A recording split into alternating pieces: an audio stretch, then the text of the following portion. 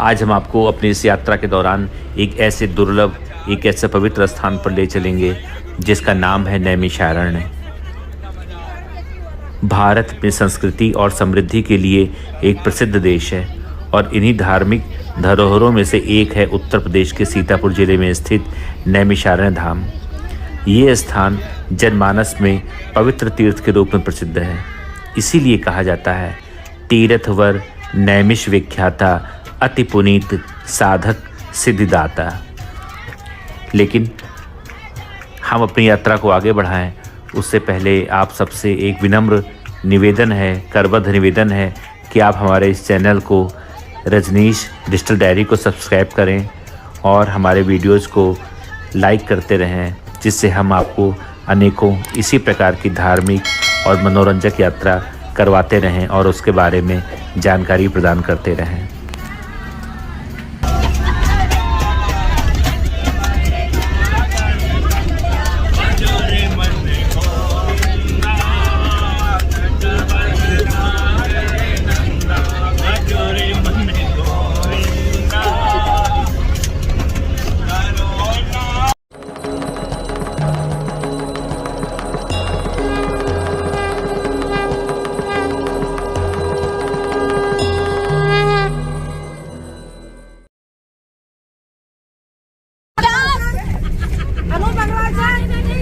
Anoop Agarwal present.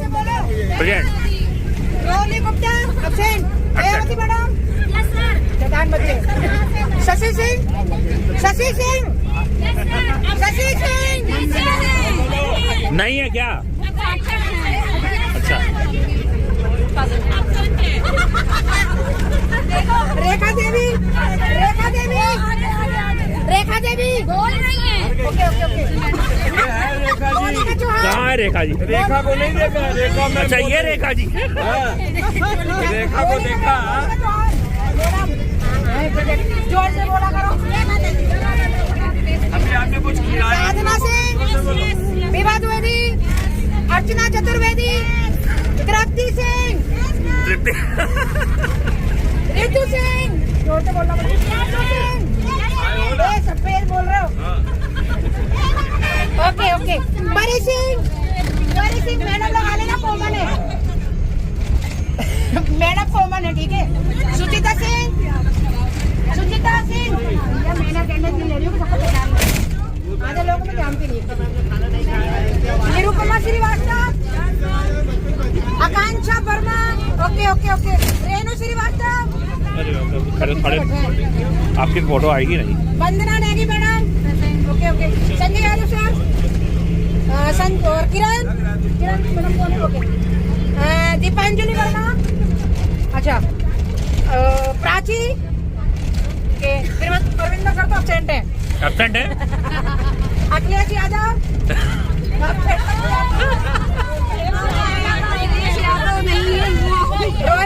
Rohit Jyoti Singh, अर्चना मेहता,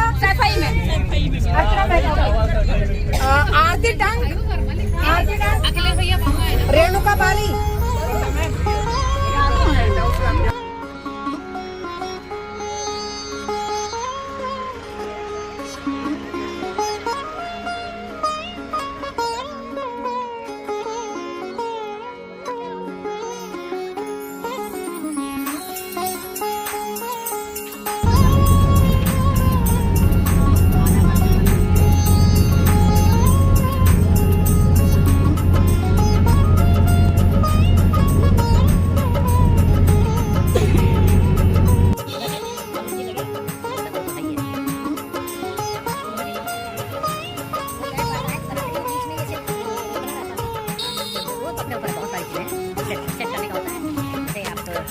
नैमिषारण्य उत्तर प्रदेश के सीतापुर जिले का एक स्थान है। गोमती नदी के तट पर सीतापुर से 20 मील की दूरी पर यह प्राचीन तीर्थ स्थान है।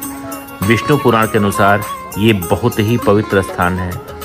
पुराणों द्वारा महाभारत में वर्णित नैमिषारण्य वो पुण्य स्थान है जहाँ 88 सहस्त्र ऋषिश्वरों को वेदव्यास के शिष्य सूत ने महाभारत तथा पुराणों की कथाएं सुनाई थी। नैमिष नाम की व्युत्पत्ति के विषय में वराह पुराण में ये निर्देश है।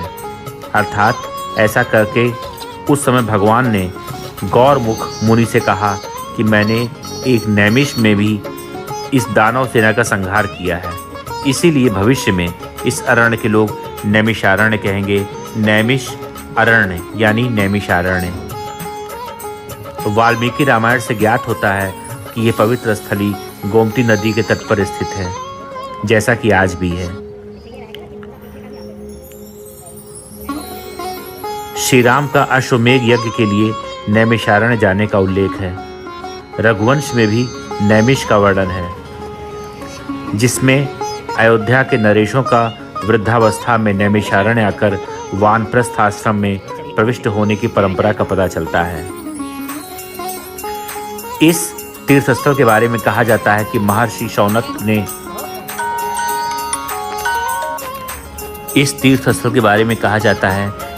शौनक के मन में दीर्घकाल व्यापी ज्ञान सत्र करने की इच्छा थी। उनकी आराधना से प्रसन्न होकर विष्णु भगवान ने उन्हें एक चक्र दिया और कहा कि इसे चलाते हुए चले जाओ। जहाँ पर इस चक्र की नेमी या परिधि गिर जाए उसी स्थल को पवित्र समझना और वहीं आश्रम बनाकर ज्ञान सत्र करना। शौनक के साथ 88 सहस्त्र ऋषि थे। वे सब उस चक्र के पीछे चलने लगे। गोमती नदी के किनारे एक वन में चक्र की ये नेमी गिर गई और वहीं पर ये चक्र भूमि में प्रवेश कर गया। चक्र की नेमी गिरने से ये क्षेत्र नैमिष कहा गया। इसी को क्योंकि उस वक्त ये वन प्रदेश ढका हुआ था, इसीलिए इसको नैमिषारण्य भी कहते हैं। पुराणों में नैमिषारण्य तीर्थ का बहुधा उल्लेख मिलता है।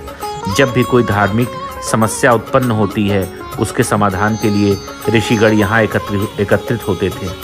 वैदिक ग्रंथों के कतिपय उल्लेखों में प्राचीन नैमिष वन की स्थिति सरस्वती नदी के तट पर कुरुक्षेत्र के समीप भी मानी गई है।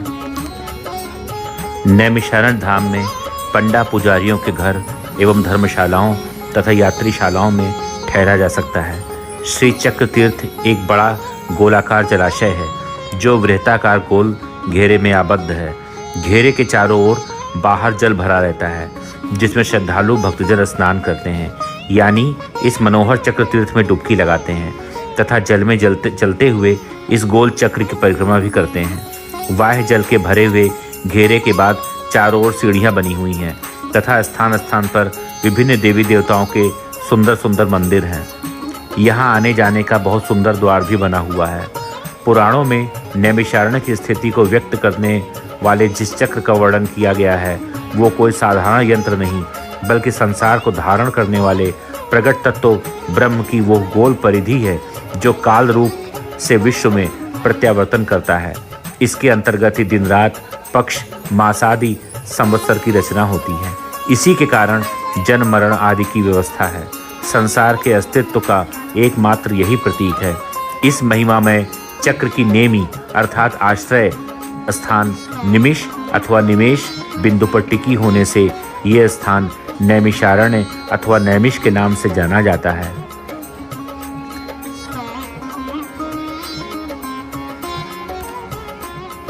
नैमिषारण्य एवं श्री चक्र तीर्थ के विषय में विभिन्न प्रकार की जानकारियाँ श्रीमद् भागवत, महापुराण, महाभारत, वायु पुराण, वामन पुराण, पद्म पुराण, शिव पुराण, देवी भागवत पुराण, यजुर्वेद का मंत्र भाग, श्वेताश्वर उपनिषद, प्रश्नोपनिषद, अग्नि पुराण, गरुड़ पुराण, स्कंद पुराण, विष्णु पुराण, कालिका तंत्र, कर्म पुराण, योगिनी तंत्र आदि ग्रंथों से प्राप्त होती है।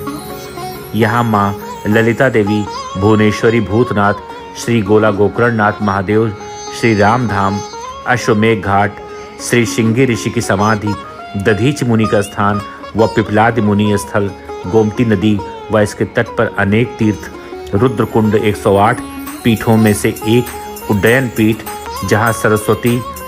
जहाँ माता भगवती सती का अंग गिरा था, सिद्धपीठ, शक्तिपीठ ललिता देवी, जानकी कुंड तीर्थ वाड़ी स्वरूप, प्रवाहमान गंगा, ज्ञान गंगा, सरस्वती स्नान तीर्थ, रामेश्वरम, श्री देवेश्वर, मनुशतरूपा तपोस्थली व प्राकट्य स्थान, भगवान व्यास की गद्दी, शुकदेव की गद्दी, सूत जी की गद्दी, कश्यप अदति तपोस्थली, सुचंद्र कैलावती तपस्थान, इंद्र रूप भैरव, नर नारायण परशुराम आदि के तपस्थान, नैमिष जी की श्री विग्रह के तपस्थान, नैमिष जी का श्री विग्रह बलराम स्थान, पांडव स्थान आदि स्थित है।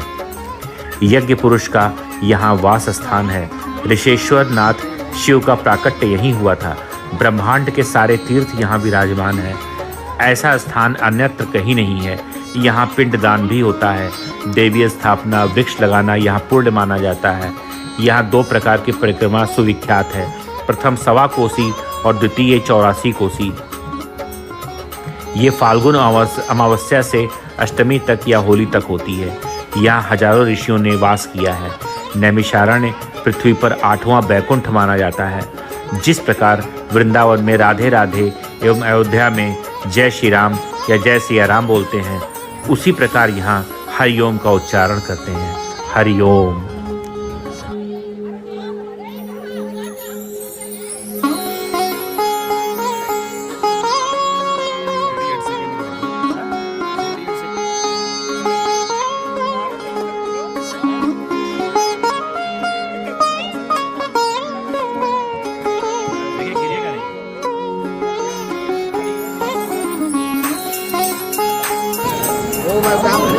पास है ना, पास है ना, ठीक ठीक ठीक।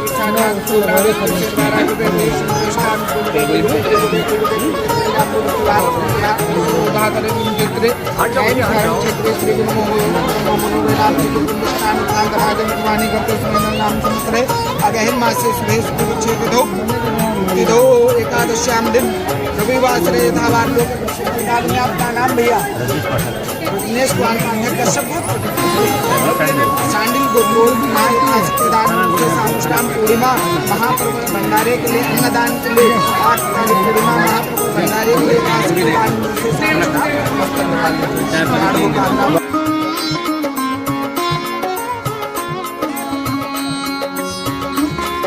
नैमिषारण्य क्षेत्र वो स्थान है जहाँ 84,000 ऋषियों ने तपस्या कर इसी स्थान पर देवों की आराधना कर उनको धरती पर बुलाया था। यही नहीं, भगवान विष्णु का एक चक्र भी इसी स्थान पर गिरा था, जिसके बाद से ही यहाँ चक्र तीर्थ की स्थापना हुई थी। नैमिष की धरती को लेकर हमारे धार्मिक ग्रंथों में कई मान्यताएं हैं, जो नैमिष क्षेत्र को सभी तीर्थों में सर्वश्रेष्ठ साबित करती है। सनातन धर्म में कहा जाता है कि सारे तीर्थ बार बार और नैमिषारण्य एक बार, अर्थात मानव चाहे जितने भी तीर्थ स्थानों के दर्शन कर ले, सभी जगह हो आए, पर जब तक वो नैमिष धाम के दर्शन नहीं करता, इस संसार से मोक्ष प्राप्त नहीं कर सकता है। इन्हीं आस्थाओं के साथ यहाँ प्रतिदिन देश विदेश से हजारों की संख्या में श्रद्धालु आकर चक्र तीर्थ में आस्था की डुबकी लगाते हैं।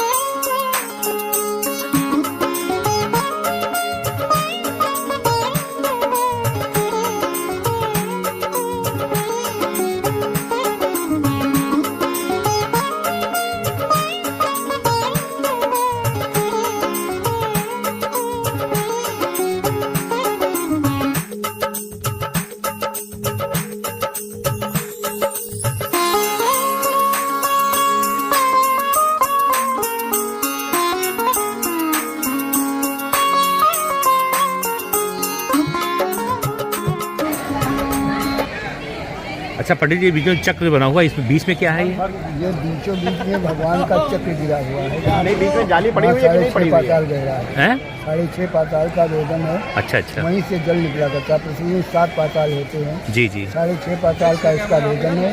वहीं से जल बराबर निकला। तो विष्णु भगवान का चक्र यहाँ गिरा था। ब्रह्म मनोवेद चक्र, ब्रह्मा जी के मन के द्वारा शक्ति को उत्पन्न किया। शक्ति और चक्र अच्छा अच्छा। पूरे पृथ्वी मंडल जी भ्रमण करता हुआ जी यहीं पर आया। अच्छा। यहाँ से एक छोटा सा हवन कुंड बना था। अच्छा अच्छा। वो धुआं उठता था जी।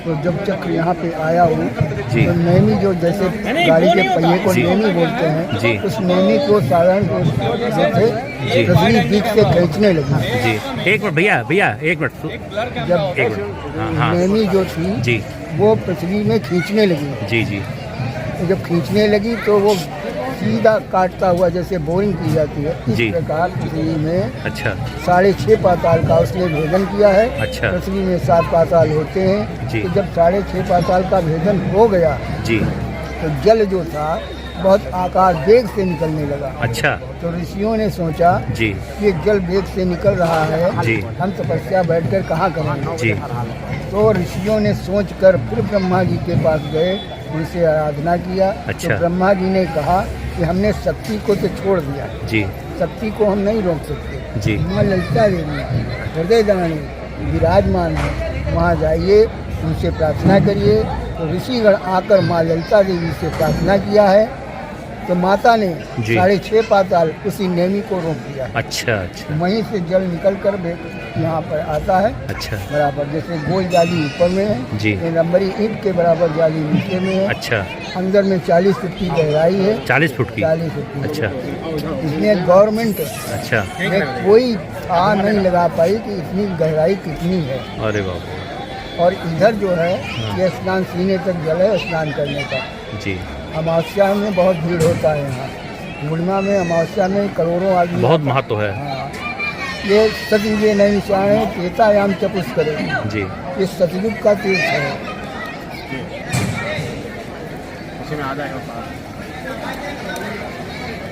बहुत ही महत्व है इसका। इसकी परिक्रमा भी की जाती है नैमिष नैमिष 84 कोस की परिक्रमा जी। है फाल्गुन में। अच्छा अच्छा होली के पहले। हाँ होली के पहले जी। हाँ परिक्रमा होती है तो 84 कोस का परिक्रमा होता है। जी हर पड़ाव हर गांव पे पड़ता है। जी तो ये जो 5 कोसे प्रमाणे नाम एते नैमिष मंडले, ओके। 5 कोस की एरिया में जो पड़ाव पड़ता है जी, वो जी। नैमिषारण्य ही लगता है। अच्छा तो इसीलिए 84 कोस की परिक्रमा यहाँ कराई जाती है। जी। देवी देवता 88,000 ऋषि 33 करोड़ देवता यहाँ पे विराजमान है। अच्छा अच्छा यहाँ आगे व्यास गद्दी है। जी रानी मनु शतरूपा ने 23,000 वर्ष तक जी। यहाँ पर एक पैर खड़े होकर दोनों भुजाओं को उठाकर जी। यहाँ तपस्या किया है। भगवान का प्राकट्य नहीं हुआ है।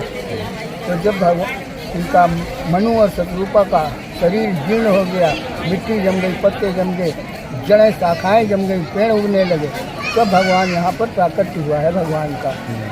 तो भगवान ने उनको मनु और शतरूपा को अपने शरीर से वही शुद्ध किया है। जब उनका शरीर बन गया अच्छा तो मनु शतरूपा से भगवान ने कहा है कि आप जो वरदान चाहो वो मांग सकते हो।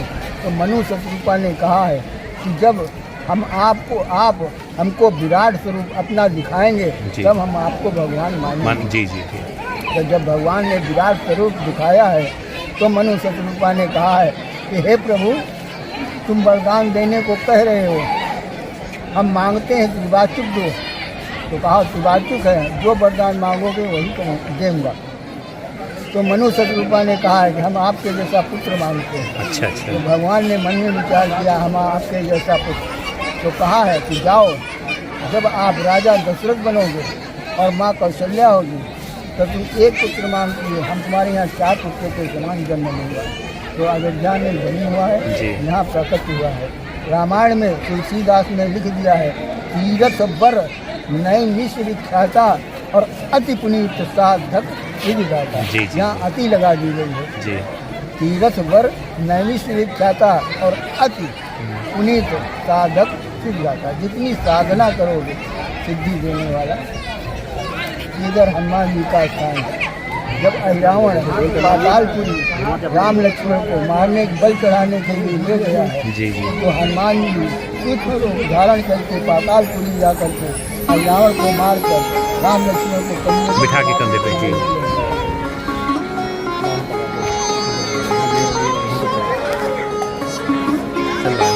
चल रहा है अपना वो अब आराम से कारण एक नाम है नैमिष और अरण में जंगल होता है।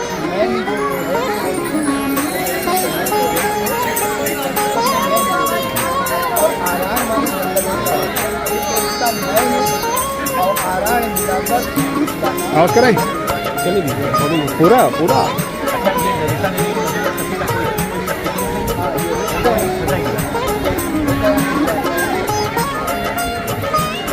आवाज करें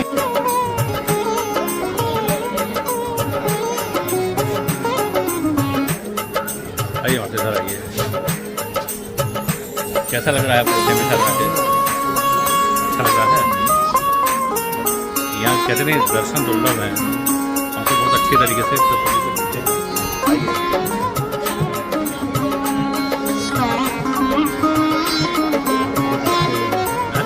बढ़िया है भैया, ये सब आना जाना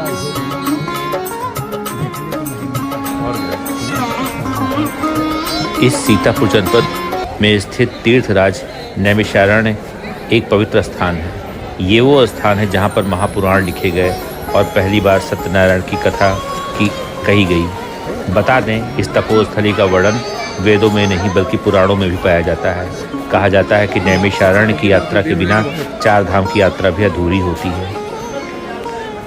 यहीं पर स्थित ललिता देवी मंदिर के आचार्य करण का कहना है कि नैमिषारण्य एक ऐसी तपोस्थली है जहाँ पर महर्षि दधीचि ने जन कल्याण हेतु अपने बैरी देवराज इंद्र को अपनी अस्थियाँ दान की थी।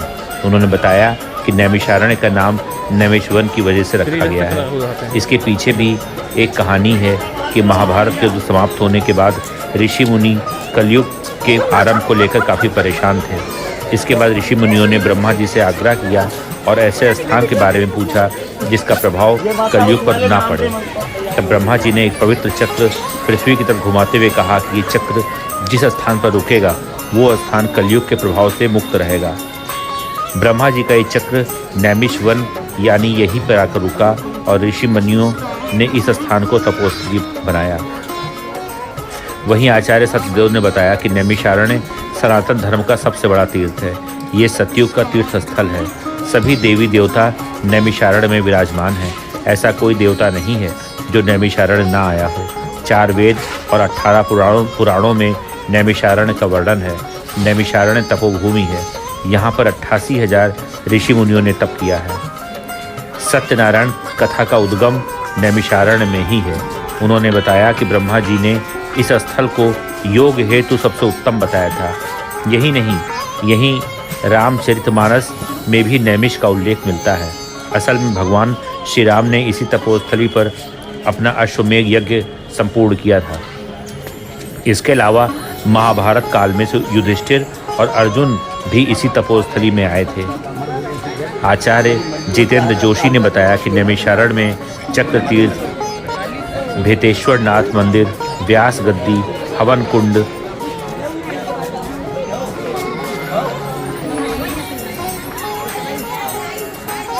ललिता देवी का मंदिर, पंचप्रयाग शेष मंदिर, क्षेम काया मंदिर, हनुमानगढ़ी शिवाला, भैरव जी मंदिर, पंच पांडव मंदिर आदि आकर्षण का केंद्र हैं। रोजाना लाखों श्रद्धालु दर्शन के लिए इस तपोस्थली में आते हैं।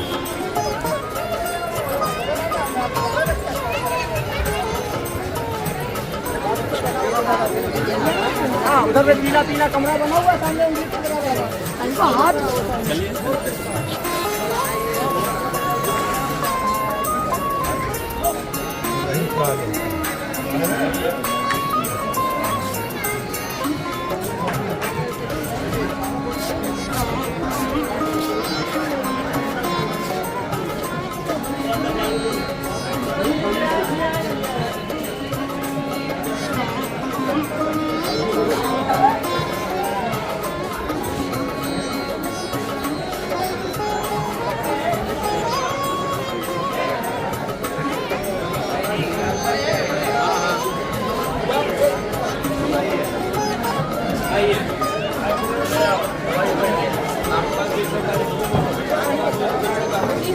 हाँ हैं?